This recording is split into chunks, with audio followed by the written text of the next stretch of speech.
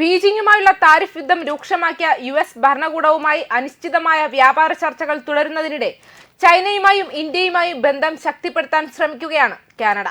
വ്യാപാരവും നിക്ഷേപവും വർദ്ധിപ്പിക്കുന്നതിനുള്ള അടിത്തറ പാകുന്നതിനായി കനേഡിയൻ വിദേശകാര്യമന്ത്രി അനിത ആനന്ദ് ഈ ആഴ്ച ന്യൂഡൽഹി, മുംബൈ, സിംഗപ്പൂർ, ചൈനയിലെ ഹാങ്ഷൌ എന്നിവിടങ്ങളിലേക്ക് യാത്ര ചെയ്യും. അവരുടെ ദൗത്യം കഠിനവും വളരെ സൂക്ഷ്മവുമാണ്. ഏഷ്യയിലെ ഏറ്റവും ജനസംഖ്യയുള്ള രണ്ട് രാജ്യങ്ങളുമായുള്ള കാനഡയുടെ തർക്കങ്ങൾ ഗുരുതരമാണ്. കൂടാതെ ചൈനയുമായുള്ള പിരിമുറുക്കം ലഘൂകരിക്കുന്നതിനുള്ള ഏതൊരു നടപടിയും യുഎസ് പ്രസിഡന്റ് ഡൊണാൾഡ് ട്രംപിൽ നിന്നും പ്രതികാരം ഉണ്ടാകാതിരിക്കാൻ ശ്രദ്ധാപൂർവ്വം സ്വീകരിക്കേണ്ടതുണ്ട്. എന്നാൽ കാനഡ എല്ലാ രാജ്യങ്ങളോടും ഒരേ സമീപനമാണ് സ്വീകരിക്കുന്നതെന്ന് ആനന്ദ് വാദിക്കുന്നുണ്ട്. തൊഴിലാളികളുടെയും ബിസിനസ്സുകളുടെയും താൽപര്യങ്ങൾക്ക് മുൻഗണന നൽകുന്നു. ജസ്റ്റിൻ ട്രൂഡോയുടെ വിദേശ നയത്തിലെ പല തത്വങ്ങളും റദ്ദാക്കിക്കൊണ്ട് സമ്പദ് വ്യവസ്ഥയ്ക്ക് എല്ലാറ്റിനുമുപരി മുൻഗണന നൽകിയ പ്രധാനമന്ത്രി മാർക്ക് കാർണിയുടെ കീഴിൽ ഇത് വ്യക്തമായ മാറ്റമാണ്. ഇതൊരു പരമാധികാര രാജ്യമായി മാറുന്നു. കാനഡയ്ക്ക് ചൈനയുമായും യുഎസുമായുമുള്ള ബന്ധം എങ്ങനെ സന്തുലിതമാക്കാൻ കഴിയുമെന്ന് ബ്ലൂംബർഗ് ന്യൂസിന് നൽകിയ അഭിമുഖത്തിൽ ആനന്ദ് വ്യക്തമാക്കി. വെള്ളിയാഴ്ച ചൈനീസ് ഉൽപ്പന്നങ്ങൾക്ക് 100% അധിക തീരുവ ചുമത്തുമെന്ന് ട്രംപ് ഭീഷണിപ്പെടുത്തി. ഇത് ഓഹരി വിപണികളെ മുരടിപ്പിച്ചു. എന്നാൽ ഞായറാഴ്ച പ്രസിഡന്റ് ഒരു വെടിനിർത്തലിനുള്ള തുറന്ന സൂചന നൽകി.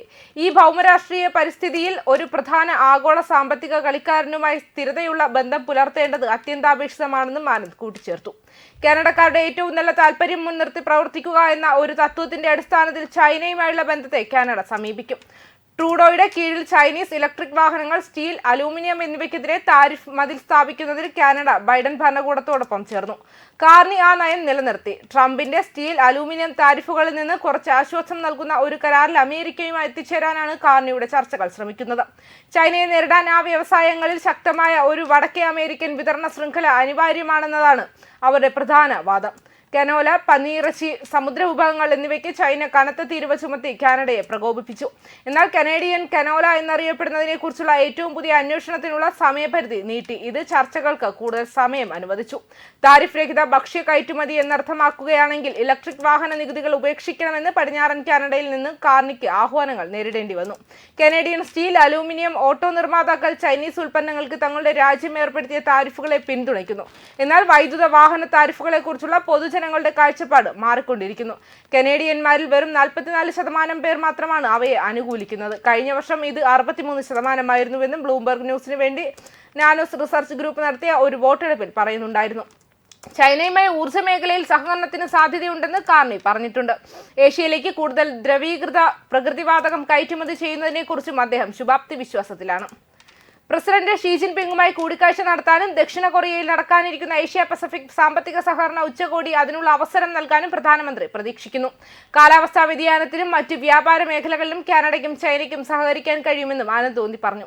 ആ വിപണിയിൽ സജീവമായി പ്രവർത്തിക്കുന്ന നിരവധി കനേഡിയൻ ബിസിനസ്സുകൾ ഞങ്ങളുടെ പക്കലുണ്ട്.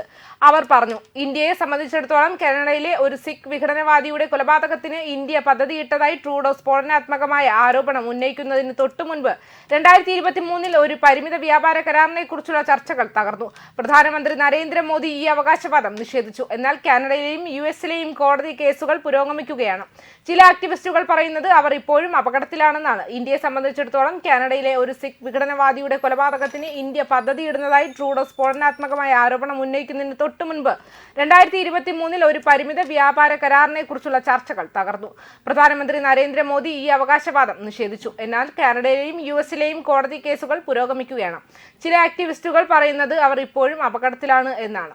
കഴിഞ്ഞ മാസം വിദേശകാര്യമന്ത്രി സുബ്രഹ്മണ്യം ജയശങ്കറുമായി നടത്തിയ ഒരു കൂടിക്കാഴ്ചയിൽ രാജ്യാന്തര അടിച്ചമർത്തലിന്റെ വിഷയം താൻ ഉന്നയിച്ചതായും വീണ്ടും അങ്ങനെ ചെയ്യുമെന്ന് ആനന്ദ് പറഞ്ഞു. എന്നാൽ ബന്ധം തകരുന്നതിന് മുമ്പ് തന്നെ കാനഡയും ഇന്ത്യയും ഒരു വ്യാപാര കരാറിലേക്കുള്ള പുരോഗതി മന്ദഗതിയിലായിരുന്നു.